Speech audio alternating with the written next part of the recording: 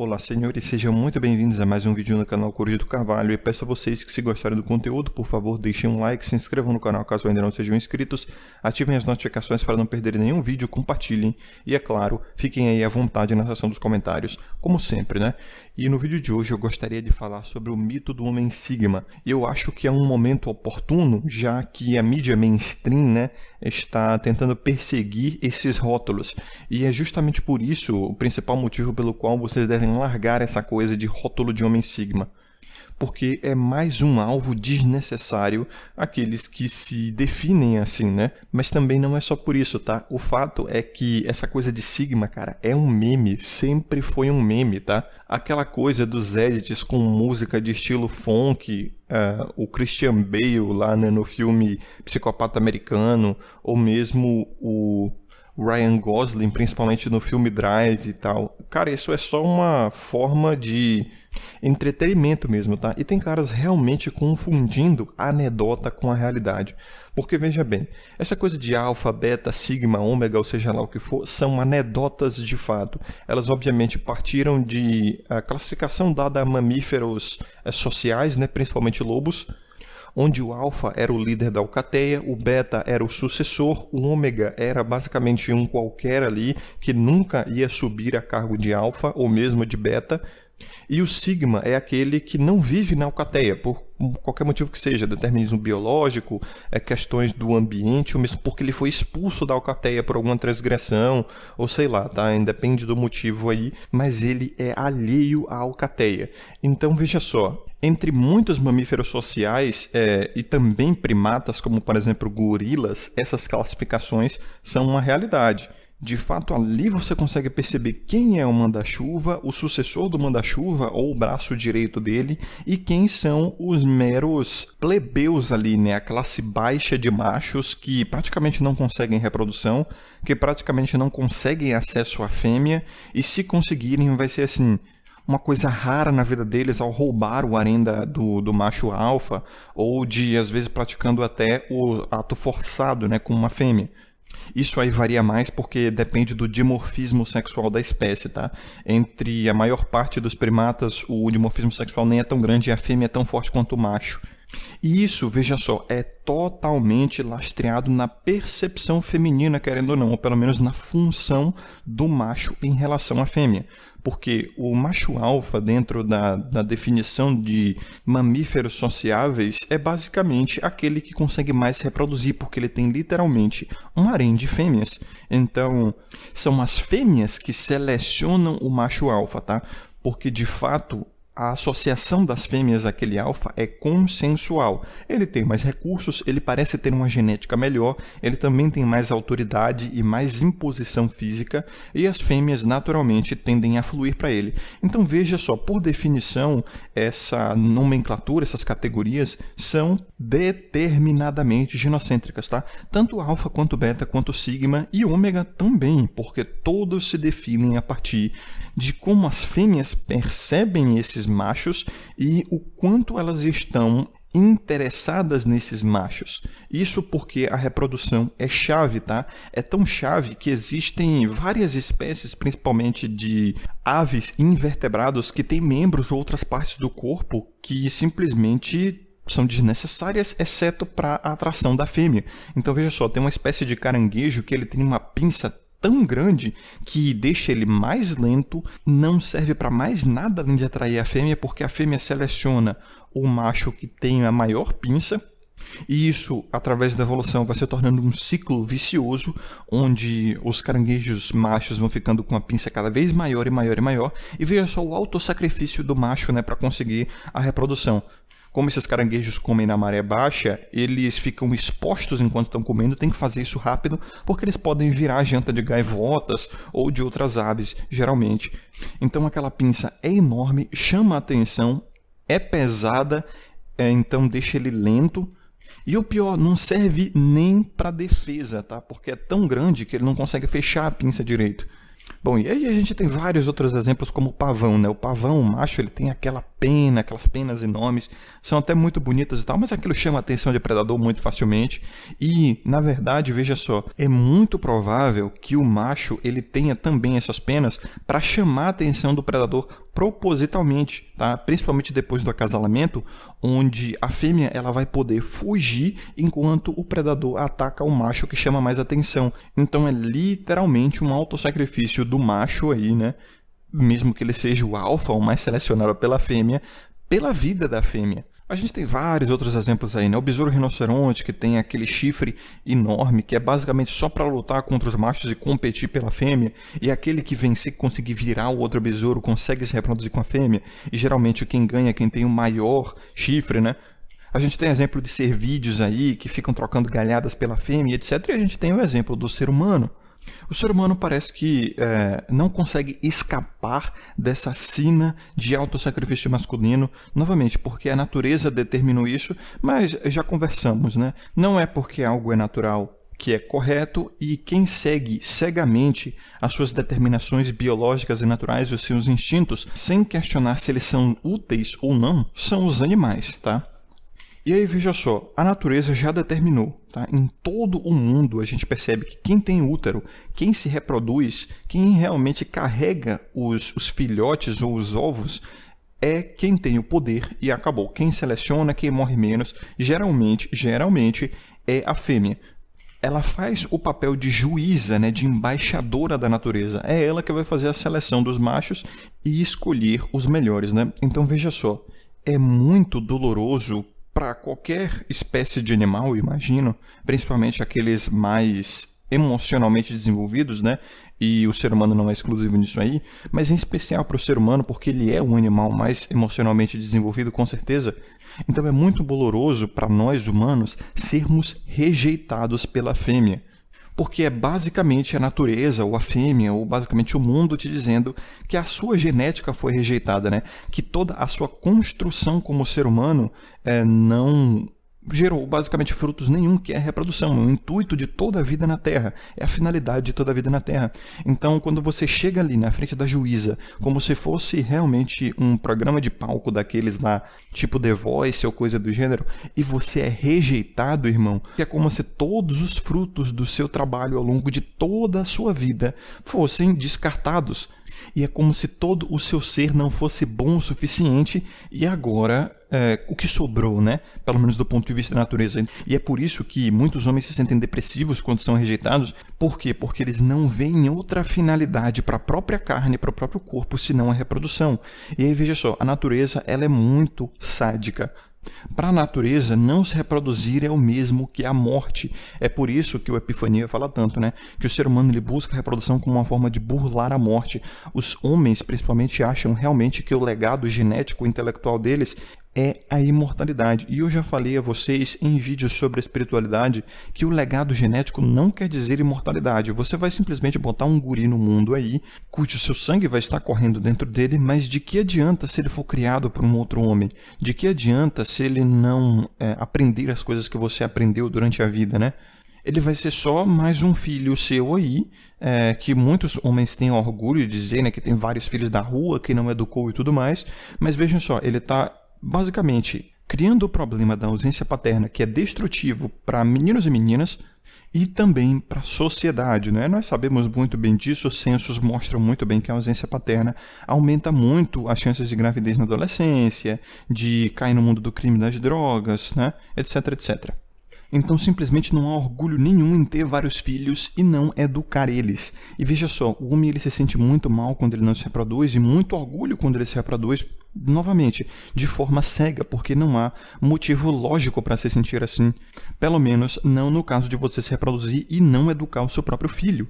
Se você não educa seu próprio filho, é um legado genético que pode acabar a qualquer momento. Seu filho pode não se reproduzir, pode acabar se reproduzindo, mas sendo uma pessoa completamente disfuncional para a sociedade e, na verdade, sujando o nome da sua família, por exemplo, né? Que era uma coisa muito importante, eu vou citar mais à frente nesse vídeo.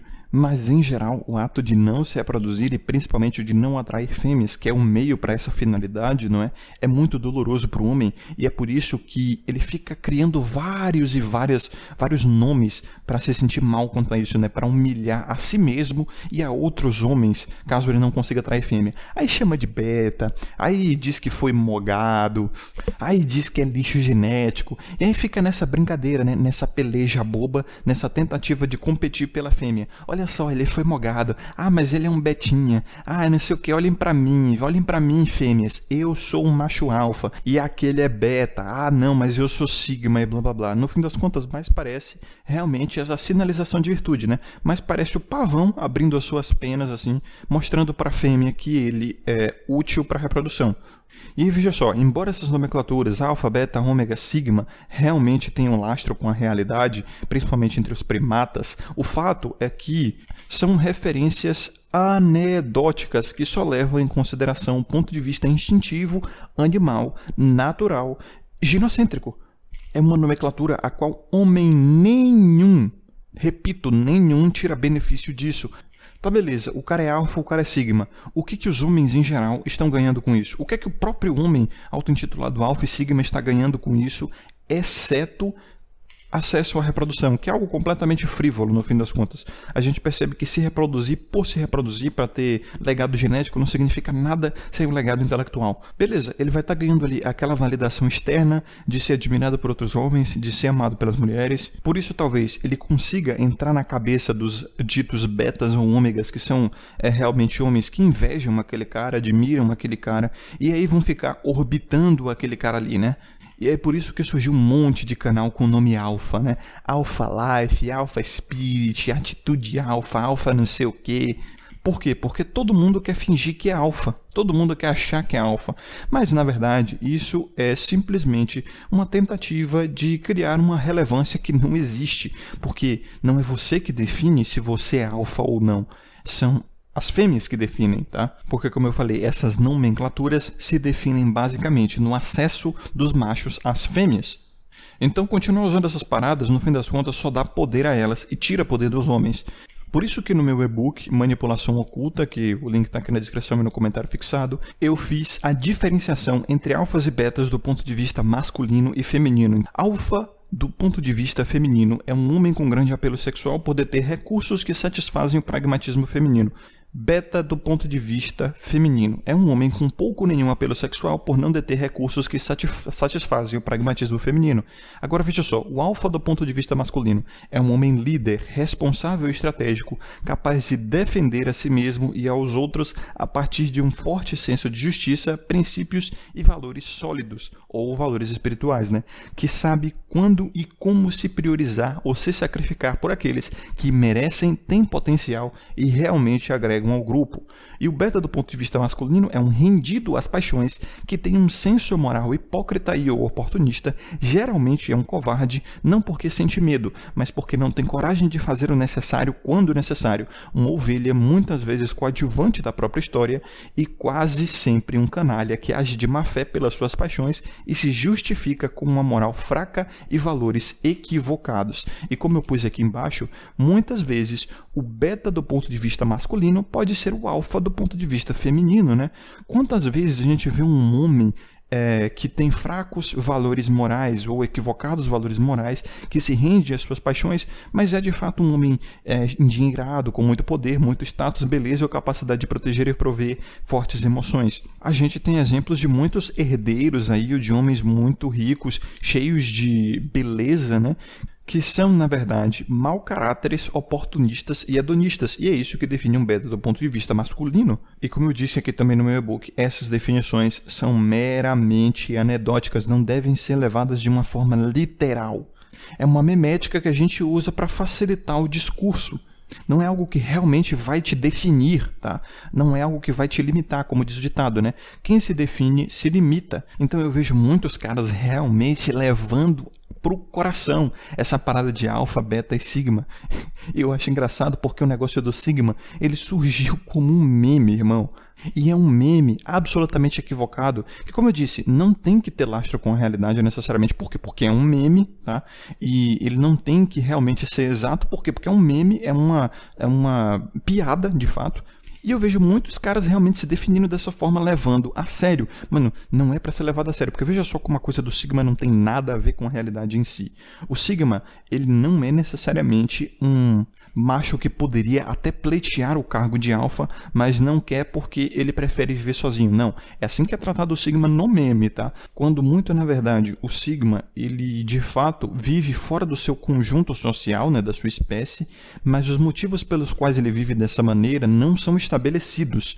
Pode ser porque ele foi expulso, pode ser porque ele não tem função nenhuma ali, pode ser por determinismo genético, porque ele não se sente bem ali, pode ser também porque ele está procurando um outro grupo, ou ele simplesmente vive de ficar de grupo em grupo, tá? Existem várias definições. O Sigma não é essa parada que mostram aí nos memes, né, nos edits, de um macho que tem qualidades de alfa, mas prefere não ser alfa. Isso aí é invenção. Novamente, é uma tentativa. Se você leva isso a sério, é uma tentativa sua de copar, irmão. Você está fazendo um cope, tá? Não vou dizer se é limitante ou edificante, você decide, mas o fato é que você está tentando criar uma autorrelevância, um valor para um grupo que você provavelmente não tem. Porque veja só como essa nomenclatura ainda assim depende do grupo, né? Depende da opinião que o grupo tem sobre o indivíduo. O grupo vai olhar para o tal do Sigma e pensar, ele poderia ser alfa, mas ele não quer.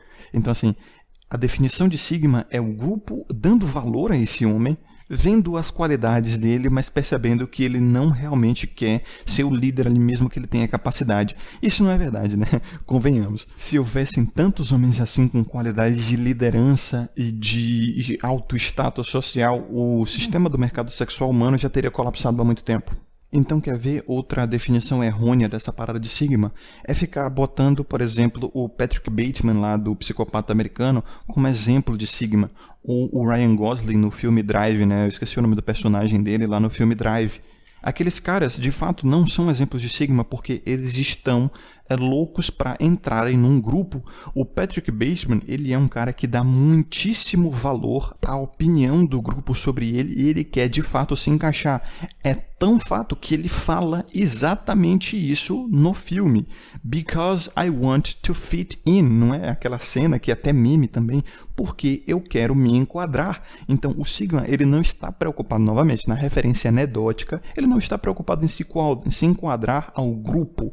Mas o Patrick Bateman, ele é louco para se enquadrar no grupo, ele tem inveja, ele quer ser como o Paul Allen lá, que é o famoso alfa. O Patrick Bateman, na verdade, é um beta. Novamente, pelas referências anedóticas, o Patrick Bateman é beta, porque ele é, entre aspas, mogado pelo Paul Allen, não é? Mas não, os caras realmente acham, novamente, os que levam isso a sério, que não levam como meme. Se você leva como meme, esquece isso aqui, essa mensagem não é para você. Mas se você leva de fato como real isso aí, você só inventa que o Patrick Bateman é Sigma porque você quer esconder a betice dele e talvez até a sua que você projeta naquele personagem fictício. O mesmo vai para o Ryan Gosling naquele filme Drive, né? Que, cara, ele não é Sigma porcaria nenhuma. Ele fica ali betando uma mulher casada que tem um filho cujo marido é um presidiário. E ele fica tristinho quando ele não é correspondido. Cara, isso não é atitude na anedota. Se a gente vê a anedota do Sigma, isso não é atitude de Sigma. Então veja só como a parada tá equivocada pra caramba. E já falei, isso é meme, tá? E tem uma porrada de cara que quer se definir como Sigma, quando na verdade é só uma piada. Então o cara tá realmente sendo o palhaço do circo, né? Ele está simplesmente se ridicularizando. Então veja só. Geralmente se define o Sigma, para quem leva essa parada a sério, que é a maior besteira, quem se define como Sigma diz na verdade que é um homem misterioso, um homem que tem uma boa aparência e que gera até interesse feminino e tal, mas na verdade ele não está atrás do feminino de fato, ou ele só segue o seu próprio caminho e tal. Ele é introspectivo, tem algum grande segredo e etc. Isso é Sigma. Então veja só como o homem ele cria todo um mito na cabeça dele para ele realmente achar que tem algum valor dentro do grupo, quando na verdade ele não tem.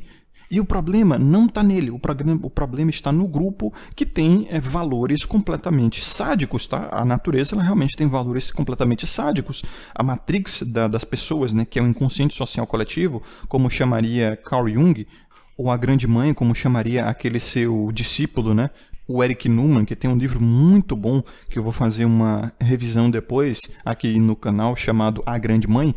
Então o cara está tentando se enquadrar na perspectiva ginocêntrica da Grande Mãe, e aí, já que ele não pode fazer por vias de alfa, ele fala, não, eu sou sigma. Então, de fato, ele está em cope, né? Em um cope, novamente, vocês decidem se é limitante ou edificante, eu acredito que é limitante, ou sei lá, depende, mas assim, o cara tem um conflito, porque ele não consegue ser o que ele queria ser, né? O alfão ali da parada, e ele acha que a introspecção dele é uma característica dele, quando na verdade ele criou aquilo para se proteger do grupo que é extremamente violento com aqueles que não são alfas de fato. Ele não consegue se adequar ao grupo e, novamente, isso não é nenhum problema, você não é péssimo por isso ou você não está errado por isso. O grupo realmente tem valores muito sádicos, muito ambíguos, muito questionáveis e você não tem que se adequar a grupo nenhum.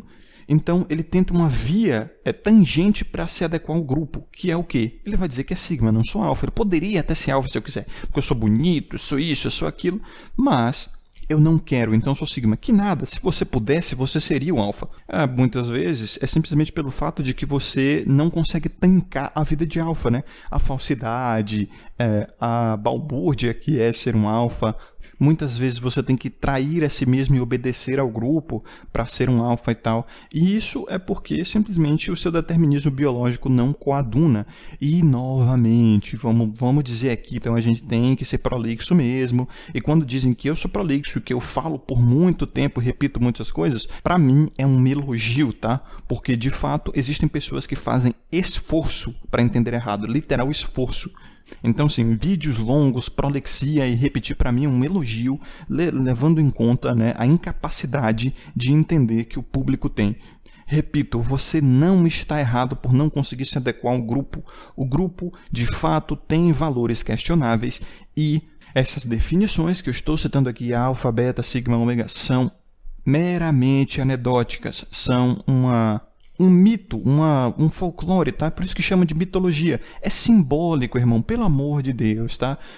Então, por último, essa tentativa dos homens de ficarem se definindo como alguma coisa, ai não, eu sou isso, eu sou aquilo e tal, já disse, é uma tentativa de se adequar ao grupo, né? Porque você só precisa se definir para se comunicar. Se você não tem que se apresentar para ninguém, por que você precisa buscar uma definição? De fato, todos nós vivemos em uma sociedade e para fazer nossa apresentação, né, para as pessoas entenderem quem nós somos, qual a nossa posição na sociedade de uma maneira muito mais rápida, a gente se define. Por exemplo, nós definimos a nossa profissão, nós definimos o nosso nome, nós definimos o nosso posicionamento político e tudo mais. Isso tudo para dar uma resposta rápida do que somos para nos apresentar a outras pessoas dentro da nossa sociedade, né? Só que veja bem, os homens eles estão exagerando essa parada hoje. Aí eles vão inventar que eles são isso, eles são aquilo. Ai não, agora eu virei isso, agora eu virei aquilo. Não, irmão, o seu grupinho cibernético não define você. Porque, como eu falei, né, que ia citar sobre a família mais no final do vídeo, o fato é que o ser humano ele sempre precisou apresentar de que tribo ele veio para as pessoas. Ou mesmo qual parte de dentro da tribo ele vem ali, ou qual parte de dentro da tribo ele se encaixa melhor. E isso antigamente era feito através do nome da família. Então, vamos dar um exemplo aqui, né? Eu venho até um novo grupo e digo, eu sou da família Carvalho, uma família de ferreiros, por exemplo, que é muito conhecida na cidade tal. Então existe todo um cosmoverso ali dentro daquela pequena família, tá? Porque ela tem um legado, ela tem status ali em tal lugar, então ela pode usar referências de valor para isso, né? Não, minha família é muito conhecida em tal cidade, então você pode ligar para um conhecido seu de tal cidade e perguntar qual é a credibilidade da minha família e tal coisa do gênero. E vejam só, é exatamente por isso que o legado genético significa porcaria nenhuma. Porque só ter filho fora da família, fora da educação do núcleo familiar, significa nada. É por isso que chamavam-se filhos fora da família de bastardos e não tinham valor nenhum. Porque eles não incrementavam na família, entendeu? Era só um legado genético largado que, no fim das contas, sem legado intelectual não significa nada. Então, o legado da família era o legado intelectual, onde todo mundo se definia ali, você se definia pelo nome da sua família, e por isso que era tão importante não sujar o nome da família, porque o nome da família era, de fato, a credibilidade de todo o grupo. E era através dessa credibilidade que, o nome sugere, né, conseguia-se crédito para a família, conseguia-se conchavos e negociações com outras famílias e assim sucessivamente. Agora, com a destruição sistêmica da família, principalmente aqui no Ocidente, né, que nós já sabemos como e por que aconteceu, principalmente na década de 60, né, como eu já expliquei a vocês em vídeos anteriores, por que, como e por quem foi destruído a família, com leis draconianas, com a criminalização da paternidade, basicamente, né, com a expulsão dos pais de dentro de casa, porque era o pai realmente o líder da família, né, e é exatamente por isso que o último nome dele é o último nome da esposa e dos filhos, e é o nome o qual se apresenta, é o nome que vai da família. Por isso que, em respeito, não se chama até hoje, né, em países do hemisfério norte, não se chama a pessoa pelo primeiro nome, se chama pelo último. Por exemplo, Senhor Carvalho, né? Não me chamariam do meu primeiro nome, porque você é um representante da sua família. E se você fizer merda, o nome da sua família vai pra merda também. Então, com a destruição da família, a destruição sistêmica, tá? Os homens simplesmente perderam essa referência e estão procurando algum grupinho para se enfiar, tá? Porque eles não têm a família para ter como referência. E aí ele, obviamente, cai aonde? Cai na internet, cai em grupos cibernéticos e fóruns e canais do YouTube e influenciadores que vão dizer a ele ao que se definir, né? E aí ele vai encontrar ali um arquétipo de pai que provavelmente ele não teve, ou se teve, foi muito fraco. E aí ele vai ver ali, é esse homem que está dizendo a verdade, como muitos me tratam aqui. E eu já fiz um vídeo nesse canal dizendo que eu não sou seu pai, eu não quero essa responsabilidade para mim, nem esse poder. Vai ter um monte de narcisista, literalmente psicopata, que vai realmente tentar assumir essa posição para ganhar dinheiro de você, com certeza. Geralmente esses caras vão ficar botando alfa no nome, esses caras vão dizer que você é isso, criar uma autorrelevância para você, dar um tapinha nas suas costas, dar uma afagada no seu ego, dizendo que você é tudo isso mesmo, que você pode ser tudo isso mesmo para se adequar ao grupo, porque geralmente o que o ser humano está procurando, principalmente o homem, é uma tentativa obviamente de conseguir fêmeas e se adequar ao seu grupo ali, à sua tribo. Não é à toa que o ritual de passagem, ele é esse instinto que o menino procura, né? Principalmente na adolescência, por isso que a adolescente faz tanta merda e está querendo se provar sempre, é um instinto que o menino procura para se tornar homem. E quem define ele homem? Os outros homens da tribo, ou seja, adequação ao grupo. Eu vou fazer um vídeo sobre rituais de passagem posteriormente. E aí, o jovem, principalmente, né, que é massa de manobra total, porque ele está perdido, ele não tem pai, ele não tem uma referência masculina forte, então ele cai na mão de charlatões e manipuladores e oportunistas da internet mesmo. E aí ele se define. Ah, não, eu sou Sigma, finalmente encontrei meu grupinho, minha família. Ah, não, eu sou Alpha, eu sou Beta, eu sou isso, eu sou aquilo. E aí, novamente, né, ele vai ver a hipergamia, toma chutão, toma bota, porque a hipergamia tá alta, e aí ele se sente mal por isso, porque ele foi rejeitado pelas juízes da natureza. E aí, não, eu fui mogado, não, eu sou Beta, não, eu sou isso, eu sou Black Pill, eu sou, na verdade, blá blá blá, lixo genético, e vou me churrascar, meu Deus, que tristeza. E aí cai na Black Pill. Então veja só, né? Ninguém é Sigma, cara. Você só está sofrendo por querer se adequar ao grupo, não conseguir se adequar ao grupo. Novamente, repito, prolixia, mas tem que ser, né? O grupo não é um deus, o grupo não é o qual você tem que se adequar de verdade. O grupo tem, de fato, valores questionáveis ao qual você não tem que obedecer, então você não está errado por querer se adequar a um grupo problemático, cheio de falhas, não querer se adequar a esse grupo, até mesmo sua família, se ela for destoada da realidade, tiver qualidades ruins e for extremamente tóxica, como a Epifania sempre diz, né? Sai fora, tá? Quebra completamente os laços, porque você tem que se priorizar acima do grupo, porque se você vier a parar de existir, o grupo vai continuar existindo sem você, então tem que ter a mesma relação, né? Tem que ter uma equivalência e uma reciprocidade. Se o grupo deixar de existir, você também tem que continuar existindo. Então você não pode depender de um grupinho, você tem que ter a sua independência, essa palavra que eu tento trazer aqui nesse vídeo no meu canal. Eu sei que é para poucos, tá? Porque é um determinismo biológico também que o ser humano fique se adequando a grupos, porém você tem que saber selecionar o seu grupo muito bem, tá? De fato, o ser humano ele é sociável, ele precisa viver em uma pequena comunidade, mesmo que seja esporadicamente, tá? Sempre dizem assim, ai coruja, mas e Einstein e Tesla que não viviam em grupos? Que nada, eles viviam em grupos sim, eles viviam em cidades, tinham conhecidos, tinham família, passavam a maior parte do tempo sozinhos sim, como é natural, é a solitude, é assim que um homem viveu e tem que viver. Hoje existe uma grande dependência ao grupo, mas todos esses homens brilhantes aí como Tesla e tudo mais, eles viviam sim dentro de um grupo, do grupo deles, que era funcional, provavelmente, eu imagino.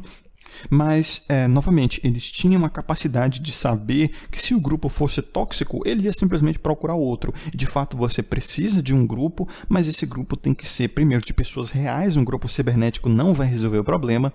E você tem que ter independência, o bom senso de saber se os valores daquele grupo são bons para você. E todo mundo tem que estar ganhando, tá? O grupo ele vai fazer favores a você e você vai fazer favores ao grupo. Então, meramente a sua família, se ela for tóxica, não vai resolver o problema. Grupo cibernético não vai resolver o problema. Os seus amigos delinquentes, tá? Não vão resolver o problema. A sua gangue não vai resolver o problema. Você tem que achar um grupo funcional aí de pessoas boas da cabeça que vão fazer você se sentir acolhido e vão fazer você evoluir de certa forma. Agora, eu não sou seu pai, eu não vou dizer qual grupo é bom para você ou não. Você tem que ter independência de saber qual é, tá? Então assim, senhores, vocês acompanharam até aqui, se acompanharam até aqui, né, é vocês que eu falo de verdade, porque a maioria sai ali na metade do vídeo e aí não entende até o final, e aí vai para outro criador de conteúdo falar besteira, que o Coruja disse isso e aquilo, não acompanha o vídeo até o final. Outros criadores de conteúdo também adoram ficar pegando cortes isolados do meu vídeo de maneira bem mau caráter para ficar usando a minha tag para ganhar visualização e fazer tretinha polêmica, que é basicamente o que eu digo. Tentar se adequar ao grupo como eu estou certo. Veja só, me sigam porque eu sou narcisista e eu estou inseguro sobre mim mesmo, então eu preciso usar o nome de um criador de conteúdo maior como step para a minha própria falsa relevância. Então assim, quem cria conteúdo em cima do conteúdo dos outros, na verdade não tem conteúdo nenhum. Então, senhores, a vocês que acompanharam até aqui, forte abraço, desejo a vocês sabedoria e consciência sempre. É que eu Coruja, vejo vocês no próximo vídeo e até mais.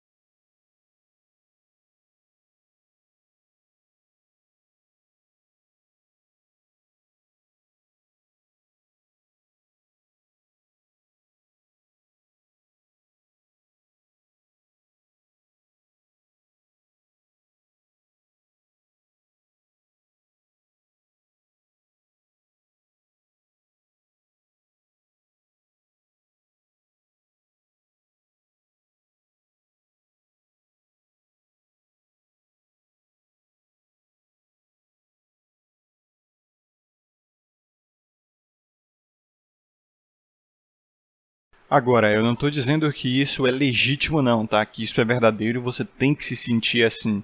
Veja só, isso é o imperativo biológico emocional que nos faz nos sentir dessa maneira, tá? Pelo menos a lógica pela qual eu consigo observar é essa. Agora, você não deve seguir esses determinismos, isso não é certo necessariamente. Mas é uma conjectura que eu estou fazendo para explicar o porquê é tão doloroso ser rejeitado.